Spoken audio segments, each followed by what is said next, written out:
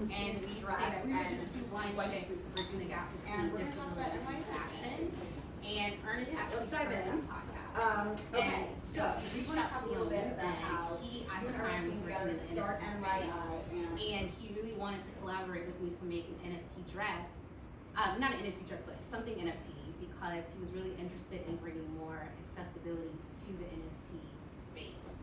And so I first thought it was a scam because I didn't really know who he was. So I was like, I don't know, NFT is giving Bitcoin, it's giving scam, like I just wasn't sure.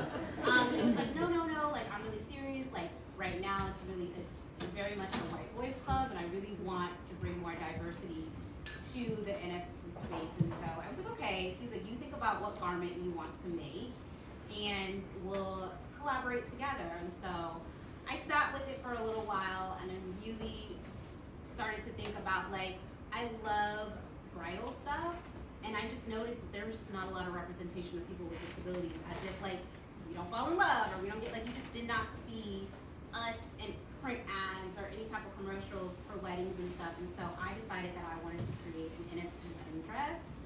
And so I wrote really detailed notes of how I saw it in my head. We went over it on the phone.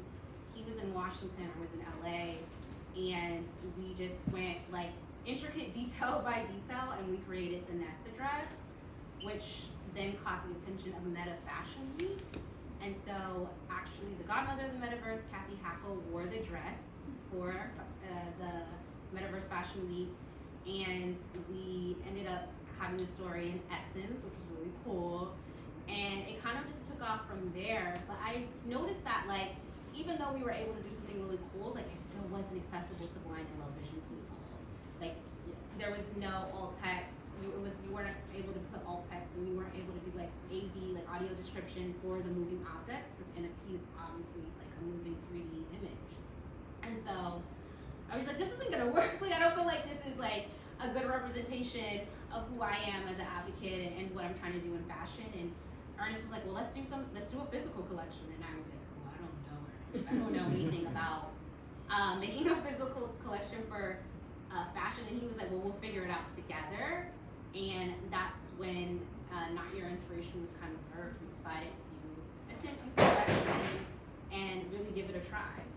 Now, do you want to tell us a little bit about... The podcast was called Fashionably Tardy, and we used to say that we were just two blind chicks bridging the gap between disabilities and fashion.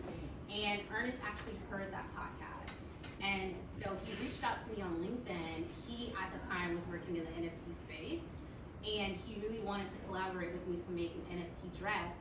Not an NFT dress, but something NFT, because he was really interested in bringing more accessibility to the NFT space.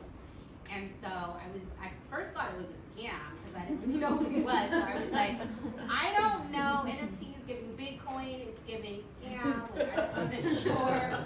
It was like, no, like I'm really serious, like right now it's very much a white boys club, and I really want to bring more diversity to the NFT space. And so I was like, okay. He's like, you think about what garment you want to make, and we'll collaborate together. And so I sat with it for a little while, and I really started to think about, like, I love bridal stuff, and I just noticed that there was just not a lot of representation of people with disabilities, as if, like, we don't fall in love, or we don't get, like, you just did not see us in print ads or any type of commercials for weddings and stuff. And so I decided that I wanted to create an NFT wedding dress.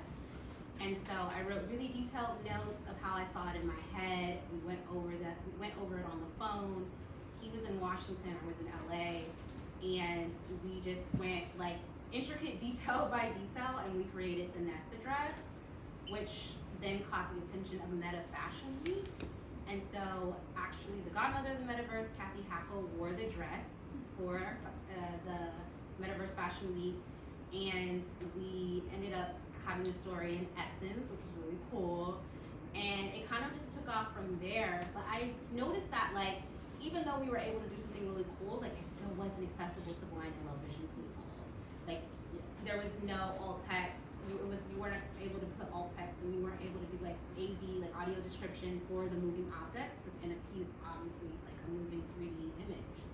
And so I was like, this isn't gonna work. Like, I don't feel like this is like a good representation of who I am as an advocate and what I'm trying to do in fashion. And Ernest was like, well, let's do a physical collection. And I was like, oh, I don't know, Ernest. I don't know anything about making a physical collection for fashion. And he was like, well, we'll figure it out together.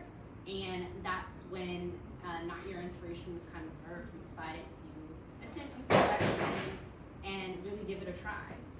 Now, do you want to tell us a little bit about? Yeah, so I think I speak for every person in here with a disability when, you know, we hear that word a million times a day for the littlest things. Like, I could be in a store, I could be at Target, picking, getting some lotion, and somebody will be like, wow, you're in here by yourself?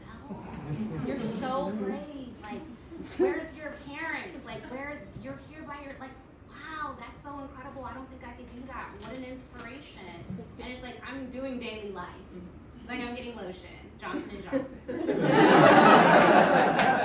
it's not that big of a deal. Like, I want to be known for I want to be inspirational for actually something, that's inspiring. I always tell people, my best friend Regina just had a baby. Well, she's a toddler now, but that's inspirational. She pushed a whole human being out. And to me, that's incredible, right? And I obviously, I can do inspirational things, but when it comes to disability, people often call you inspirational for just your willingness to live. Mm-hmm. And so my day, when I get up in the morning, I don't know about any of the other blind people in here, but when I get up in the morning, I'm not like, oh my gosh, I'm blind. That is so, that's not my biggest challenge. My biggest challenge is I have to put on a bra today. That's my biggest challenge. Those are the things that I'm thinking about, but I'm not thinking about not being able to see when I wake up. And so Not Your Inspiration to me was taking that word back and being like, hey, I'm not trying to be inspirational. I'm trying to be influential, right? Because influence moves people. People can say, oh, you're inspiring, that's cute, next, but influence really gets a crowd moving and really produces movement and change, and that's what we're trying to do with the brand. Mm-hmm. So one of the things that makes your collection so special is the texture, and I know you're really big on texture. You love it. You use it to identify your clothing. So why was it important to you to bring that into this collection, and kind of how did you go about doing that, deciding what materials to work with, and et cetera? Yeah, so as you mentioned, when I'm going through my wardrobe, texture is so vital for me. Just like today, I have on these corduroy pants, which I love because I'm not going to get it mixed up with anything else in my closet, right? And once I know the texture and I match it to the color one time, I never forget that. So I know people will hear me talk a lot about my tweed Zara skirt, which I love. And I love it because I'm never going to forget that it's red. It's tweed. And tweed is, tweed is not the norm that people usually wear, but it's a really cute mini skirt and I love it.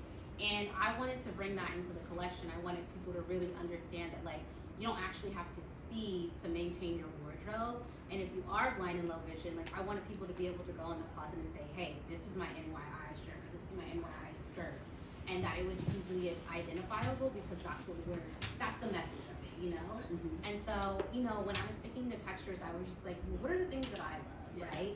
And I really love tweed, so we did a tweed dress, which Jasmine is here. She rocked it on the runway this past October, and it was very, very cute on her. And I love velvet, so we have a velvet skirt. I really just picked the textures that I love. And then a lot of it was okay, let's go into mood and see what works, right? Because sometimes you'll have an ideal in your head, but then you can't really find that, right? Yeah. And so it was kind of wanting something, but then also being able to being willing to compromise. Mm-hmm. Now, speaking of the runway, NYI did make its debut on the runway. So do you want to tell us a little bit about that fashion show and how that came about? Yeah, so Not Your Inspiration collaborated with Levon Consulting Inc. and one of my coworkers is actually here today, Carly Fahey. And we did the very first all-inclusive accessible runway show. It was inclusive and accessible from the time we walked through the door.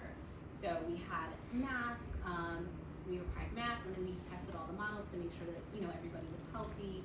We, down to the dietary restrictions, we made sure that everybody was going to be able to enjoy. We had audio description, we had cart captioning, we had ASL interpreting, and we had all types of different models. So we had no requirements. So you just had to be 18. Mm-hmm. And we were really excited to have a plus size brand, and we were able to work with another disabled fashion designer named Sky Cubicube, and they had these amazing clothing, and it was a really cool show. And our fearless leader Andrea Levant hosted with actress and advocate Selma Blair, and it was just a really opportunity to kind of show the fashion industry, like, hey, like this can be an inclusive industry, and this is how you do it. Yeah, I remember you telling me also that like all the models still keep in touch, and everyone just They had such a did. They good had time. such a good time, and even like the staff like was telling us like, wow, this is the most joyful experience that I've ever had. This was so welcoming. Like, you know, when they first came in, they were like pretty stressed because, you know, it's makeup and hair. And then by the end, they were like hugging me, like, I want to do this again. Like, this is nothing like Paris Fashion Week when God had started in Paris, and I was like, I'm sure it's not. But it was just a really good experience, and everyone felt seen and heard. That's the main thing that we got, and we felt that was so special to us, that people felt like that they were being, like they had a place that they belonged. Totally. So we're gonna walk through the collection, but before we do you want to tell us a little bit about what's next for NYI? Maybe what you're envisioning for another collection, or what you want to see happen down the road? Yeah, so what's really next for NYI is obviously we're gonna keep designing, and I would love to do a denim collection. I think that's kind of like where I'm headed, just because like I don't know about everyone in this room, but like jeans are really hard for me to like wear sometimes because I have a tiny waist, then I also kind of have like a rounder shape below, so it's like, and then I have long legs, so that it's always difficult to find. I'm always not wearing jeans, I'm always wearing like regular pants, so I want to kind of have fun with that and like see what kind of different textures I can do with the denim, maybe try some patchwork. So I'm really excited about that. I think that's where we're headed next. But as far as what's next for Not Your Inspiration, we are coming out with a nonprofit side of it called Access Chicks, with my best friends Regina and Lindsay. And what we want to do is start offering services for people with disabilities, beauty services, wardrobe services. A lot of times, like if I'm blind or low vision, I don't have access to just go on TikTok and learn how to do my makeup, right? Like that's not accessible to me, and so a lot of people have come to me saying like that's a need for them. Like if they're getting ready to go on a job or maybe a special event, like they haven't been taught to do that. But a lot of people also come to me about their wardrobe and understanding like how to dress and like different events, and also like where they're selling accessible clothing, or what might be, you know, what are some inclusive brands. So I think we want to be able to offer those services in the long run. I love that. That's a great next chapter, I think, as well as expanding into denim. I'm very excited to see that. So let's start walking through the collection a little bit. But being honest with y'all, the manufacturer messed it up, but it will be an actual silk top. And I love silk because that's easy to distinguish, you know? Yeah. So I also like there's velvet. modern, and I could never find it.